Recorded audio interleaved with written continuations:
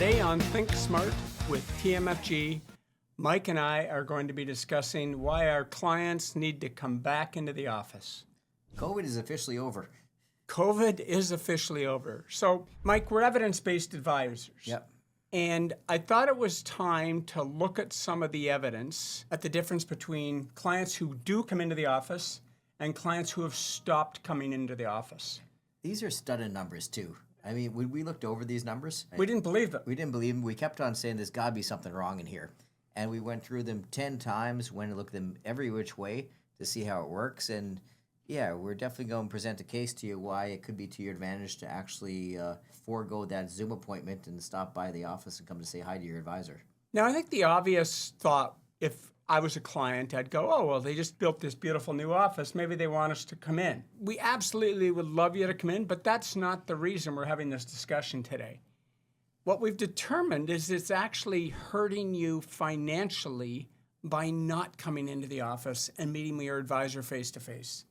Yep. So, Well, let's go back through what was it like before COVID?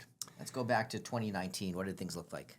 So I went back to 2018, 2019, and looked at our data. So we keep really good data of client meetings, what type of meeting it was, how long it lasted, and where the meeting was. And prior to that, 75% of our meetings took place in the office. And, you know, at the time you could have used, we were using a little bit of something called GoToMeeting. That was sort of anything, or we'd do telephone calls with clients. But most of the people who weren't coming in for meetings were out of town. Yep. And, we have clients all across the country. Even in the U.S., we have clients. And so, obviously, they couldn't make it in for a meeting. That first year of COVID, everything changed. We literally dropped to 10% in-office meetings from 75%. Yep. Now, if you remember, COVID really didn't hit till the end of March. So how did we even get 10% of our clients to come in? Well, that's just because they came in January, February, and the first 2 weeks of March. Yep. After that, we had to completely switch to virtual. So the world changed for everyone. We were even 100%. We were in the office one day, and then the next day I said, everybody out, Yep. work from home. We got to buy some laptops. We were missing a few. We had a lot. And everyone had to figure out their own home system. And we figured out a way to communicate as a team. By 2021, we were still 10% in the office. So 2020, 2021 really didn't change. Finally, 2022, what happened, Mike? Well, people started to come back in. There was some easing off of the rules, and we saw about 24% of our appointments were back in the office in 2022.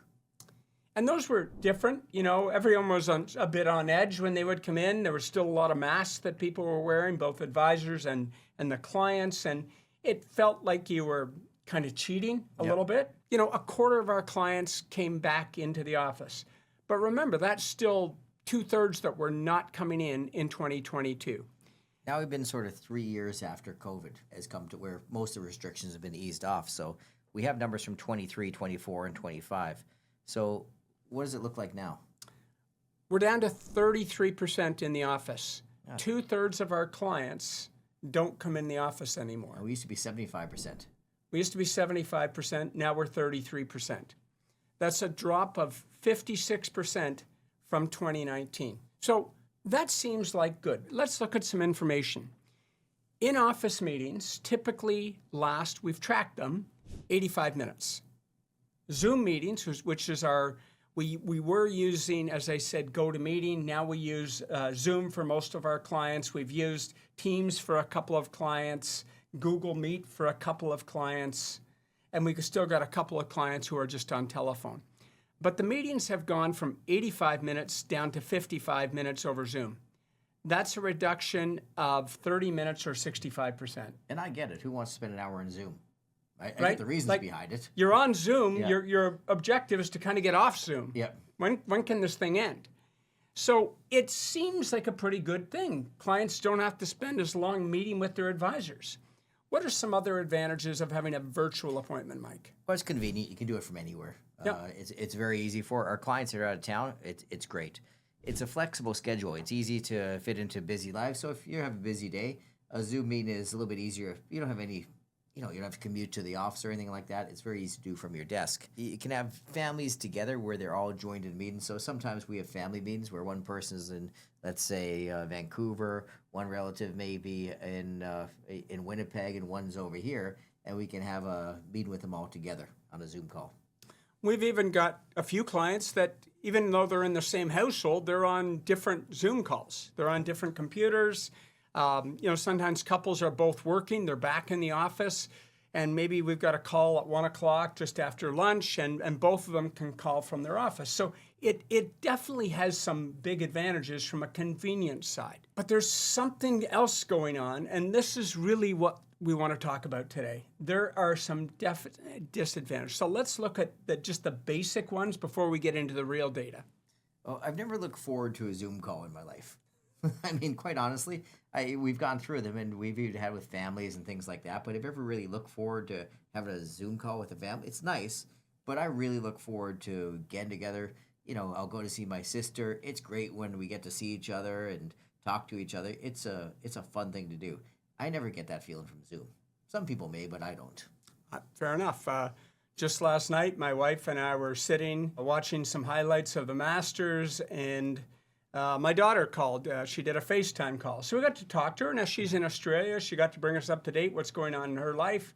It's wonderful. Now, and we're not going to be able to get together face to face, so it's a great solution. Good substitution, yeah. Yeah. Let's look at a couple things that are the real disadvantage. Number one, less personal connection. You and I are face to face. We tried doing Zoom calls. Never worked. We'd both be at our cottage or at our house, and we'd do a podcast, and it didn't work. Yep. So that's number one. Tech barriers. I apologize here, but not all of our clients are tech savvy. Even the ones that are reasonably tech savvy, at some point their head drops down below the mic, turns off the screen completely. They get up and leave the room. The sound doesn't work. The video doesn't work.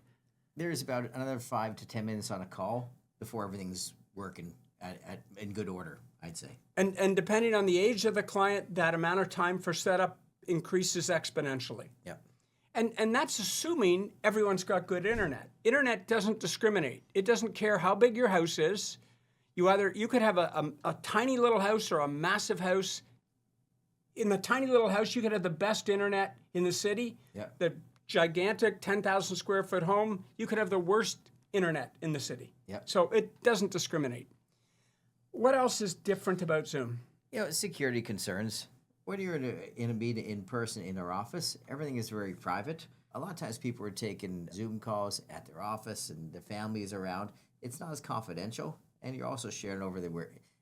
I think it's very well protected, but you're always safest being in the office. Well, I remember when Zoom first came out, we started using it, and there were some security concerns. There was like people suddenly were able to drop into Zoom calls. They've really tightened that up. No one seems to drop into anyone's Zoom call anymore. Unless, of course, it's the U.S. government where they start detailing war plans over their phones. Sometimes that happens. That's another issue. I think it's harder to review complex issues. Definitely. So anything complex over Zoom, it's just as complex. You can't take a piece of paper and start explaining it. Yeah, I can use a whiteboard in Zoom and do that, but that's a whole different technology. I've done it. It's still not as easy as just writing down some things on a piece of paper, standing up, going to a whiteboard. A big part of our profession is being able to read people. And when you're explaining things, sometimes you can see eyes glaze over and you realize, okay, I'm not explaining that right. And you have to go back and do a different version of explaining it. And as you get experience in this, we've been doing this for a long period of time.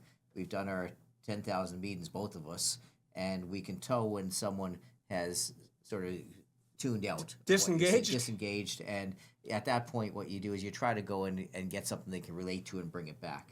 On a Zoom call, you can't feel that disengagement as it's happening. I don't know why, but it's just a different experience. You can't feel it like you would in person. You can't feel it. You can't read their body language. You can see their face, but you can't read their body language. Let's start doing a little dive into the evidence. What has been the biggest differences we've seen from clients that used to come in face-to-face meetings to those who just come in for Zoom meetings? And what we did is we excluded all the people who used to be basically virtual meetings beforehand because they were out of the city. So the biggest thing, on average, clients save 33% less to their investment portfolios when they do it over Zoom. That's a mind-blowing stat, isn't it? And that's not just my data, that's mine, it's Mike, it's Carlos, it's John, it's even our associates' data. If the call is over Zoom, clients save less. So what impact does that have? Well, it's not, sure, we love the assets coming into the McClelland Financial Group, but if you're not saving, you're maybe paying more fees than you should be. Yep. Your financial plan is not going to work. Yep. It's huge. Yep. Those are big things. It may take you long term. I know it's going to take you longer to retire, or you're going to retire with less money. Yep. Those are huge implications. You're saving a third less. If you're 10 years from retirement, you may have to work 12 years because you're not saving enough. And as I mentioned, higher fees. The more money we manage on your behalf, on behalf of your family, the lower fees your entire family will pay. So we get a pretty good fee deal. So it's funny because people think they're saving time by doing a Zoom rather than an in-office appointment, but they're really extending their work life. Even in retirement, if they're doing their Zoom meetings in retirement, it's having an impact. So let's start looking at some of that. What's the dashboard, Mike? Dashboard is a way we monitor how his client's progress is going to make sure that we're caught up on all their financial issues, all their estate plan issues, all their tax issues, sort of a checklist to see how they're, it's almost like a medical checkup. Okay. And so what effect does it seem to have on that? Dashboard scores, on average, are 15% lower. That's pretty substantial. You may be moving from being in the green zone to the hazard zone, the danger zone, the yellow zone, the zone in the middle. Parts of your financial life are not in order. And it's weird. I start going, is it the advisor that's not doing the job? It's tougher to challenge people over a Zoom call. If someone comes to my office and they don't have their wills updated and something's wrong in them, we're going to sit and have a 20-minute conversation about that because that's the important thing. We realize that time. Your whole estate isn't going the right way. We have to fix this. On a Zoom call, it's usually mentioned and passed over very quickly, and things don't get done that way. Overall, if your dashboard score is lower, there's a pretty good chance your financial success is going to be lower. Let's go to the big one, the one that, a lot of our clients know what Monte Carlo is. So Monte Carlo, we do 1,000 simulations as to whether your financial plan will work. And ideally, you want a 100% score, but anything above 75% on your Monte Carlo is still pretty good. We can make it work. What's the evidence, Mike, on lower Monte Carlo scores for those who do their appointments over Zoom versus face-to-face? 8% lower. 8% lower. Yep. That's huge. That's almost a 1 in 10 chance of a failure rate of your financial plan because you were too inconvenienced to come and look after your financial life. And as we're saying, that means you either have to retire later, retire with less money, or not live as long is your third choice. And who wants any of that? So let's look at, use an example, 8% lower Monte Carlo score. That typically means you may have to cut out savings. So I'll use a simple example. Let's say you were planning on having $60,000 after tax of retirement income. If you're 8% lower, there's a good chance that's $1,000 a month, yep. $12,000 a year. And that's money you get to spend in retirement. That's not just money you let in your portfolio go. That's true dollars. So you're down from $60,000 a year to $48,000 a year. Huge impact. Does it apply to everyone, Mike? Are we talking to all of our clients? No, we're working on averages here. Some people have Zoom meetings and are very good with savings, very good in their financial plan. And I find they tend to treat it like a real meeting. Like when they're on a Zoom meeting, they do go and it's almost, they spend time preparing for the meeting. They have time to summarize things afterwards. They take a few hours out of their day to treat this like a real meeting. Other people are going to just something to do and get off their checklist is done. So it is interesting. I don't know why. There's some behavior issues going on here. You're right. Clients who are out of town are definitely better prepared. Their meetings last longer. And their dashboard scores are just the same as everyone else's. I don't know why. They're used to it. They know they're working with an advisor that's thousands of miles away in many cases. Clients who live nearby, that's not the case. They're just deciding that, I don't really want to get in the car and drive 10 minutes or 20 minutes away or even an hour away to look after my financial life, to improve my financial life. It's funny. Remember years ago in COVID, we had to do a virtual Christmas party. You remember that? Yes. So it was COVID, and we always have our Christmas party. We usually go to a nice restaurant and have everyone together, and we had to do it virtually. And we tried to do the best we could, right? And I think we had keg delivered to everyone's house. Yes. So we had the keg, Uber Eats picked up keg for everyone, brought it to their house, and it just was a terrible experience. The food wasn't great.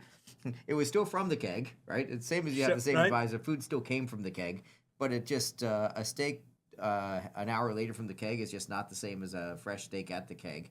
And the conversations and the meeting rooms that we had, we were trying to do our best, but it just wasn't the same experience.